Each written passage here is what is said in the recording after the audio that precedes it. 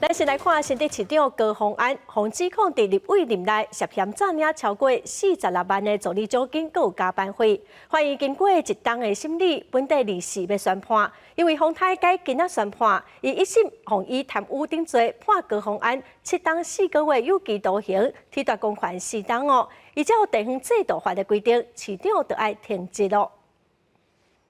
牵涉到贪污争议，马前一届出庭，新竹市长高虹安互人控告伫立委的任内涉嫌假资料、甲假报助理收金、甲加班费，搁借由零用金制度要求助理缴差额，卖甲钱刷去家己用，诈领超过46万。经过法院将近1年的审理，高虹安2日互人依照贪污顶罪一审判处有期徒刑7年4个月，提罚公款4年，专案还会当上诉。那明知道公费助理的补助费用，不管是酬金也好，加班费也好，都是由立法院直接拨入各公费助理个人的金融账户，并不能算是立法委员薪资的一部分，也不是对立法委员个人的实质补贴。但是竟然跟黄惠文、陈焕宇、王玉文有本件的犯行。一审判有罪合议庭指出，高虹安担任立委的要职，应该都要清廉，为了增加立委办公室会当运用的零用金，煞利用职务的机会加领助理补助费，败坏官名。